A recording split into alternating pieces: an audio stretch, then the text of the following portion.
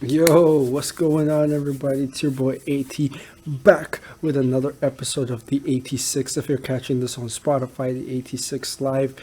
This is the match preview for Arsenal versus Crystal Palace, a London Derby match. So we're going to be looking at that. Before we get started with this video, make sure you guys click on all the links in the description below. The Twitter at the 86 Official. So Twitter, Instagram, and Twitch at the 86 Official. So make sure you guys type in that to follow that. On Spotify, you can find me at the 86 Live.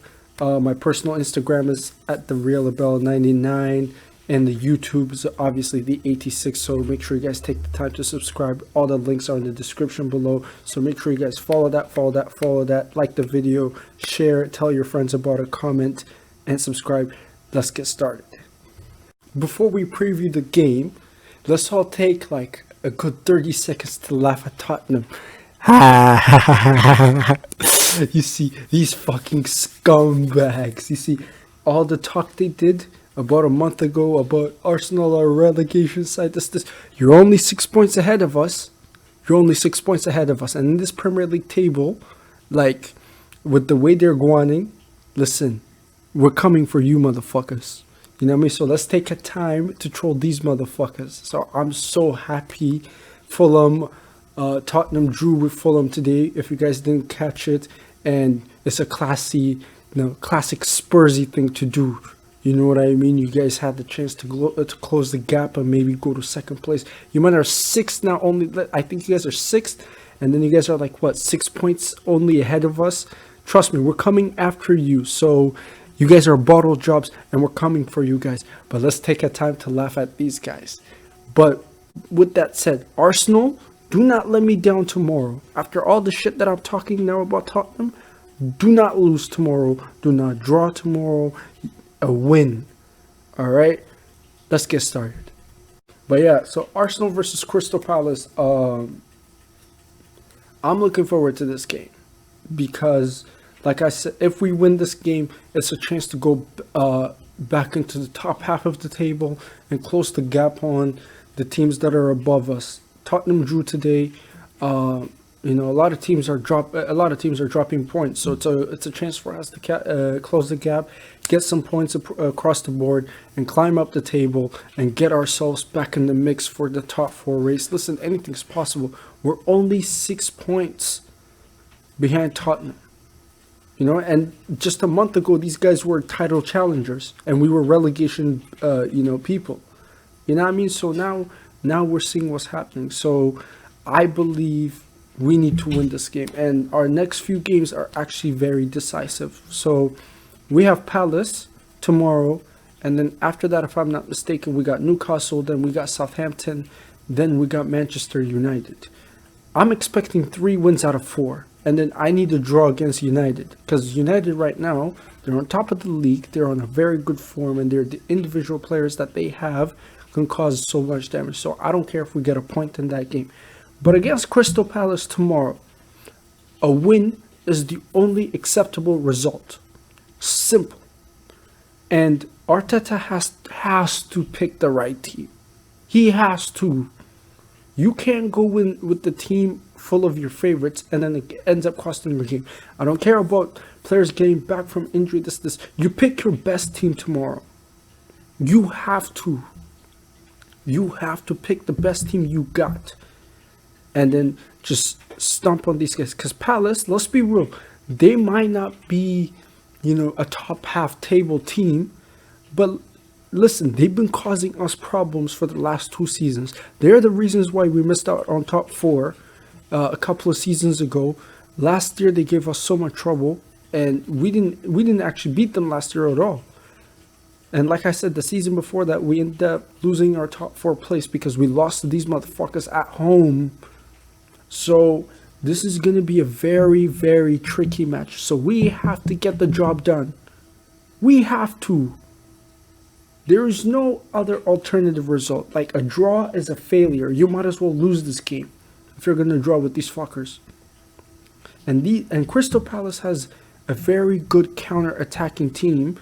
that has done well against the top 6 sides. These guys always turn it up against us and against the top 6 teams, like the big 6 teams. So we have to go in this game with everything we got. We can't take it for granted. You have to pick the best 11. Message to Arteta: pick your best 11. And the starting 11 I'm gonna go with.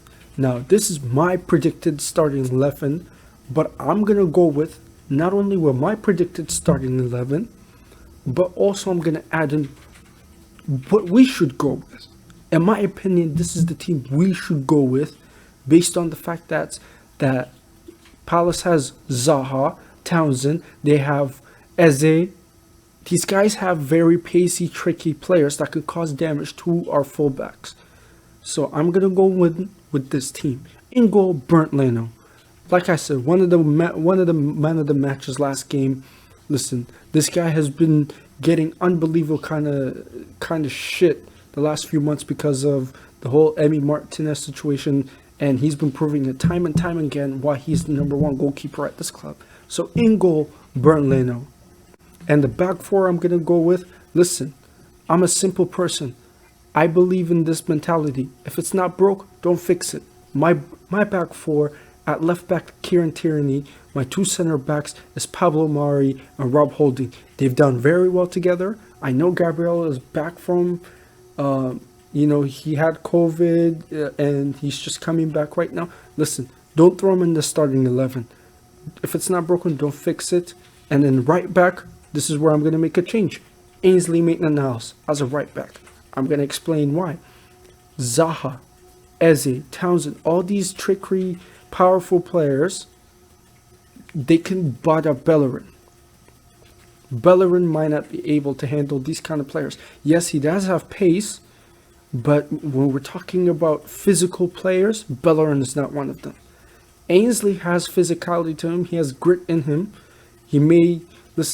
Right back is not his preferred position, but for this game, I would go with him because he has enough pace and power to keep up with these fuckers.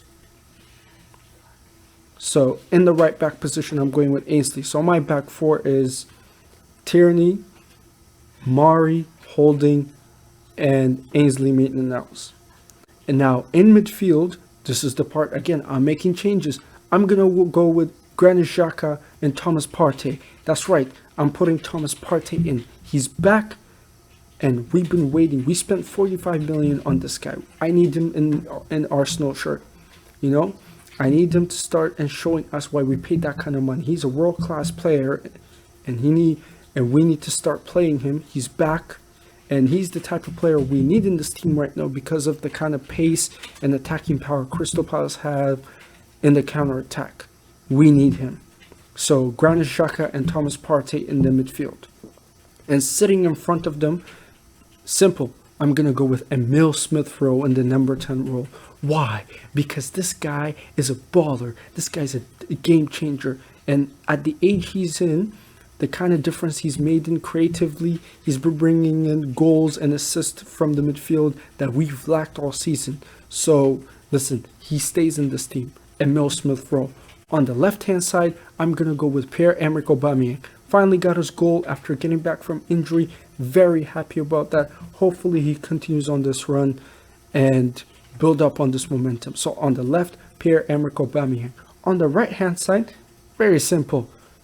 Bukayo Saka. Spicy Saka. My G. Why? Because at the end of the day, it's not his main position.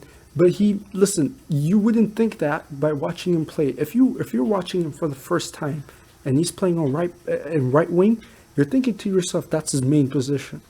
But that's not. He's a left-footed player playing in the right wing, which is not even his position. He's putting Pepe and Willian to shame. They're not doing anything right now.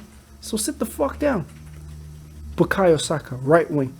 And up top, no one is going to argue. Right now, the most informed striker that Arsenal has, Alexandre Lacazette, contributed to 6 goals in his last 5 games. That's unbelievable record. That's 5 goals and 1 assist. Right? So we're going to keep Lacazette in there. So this is my team once again.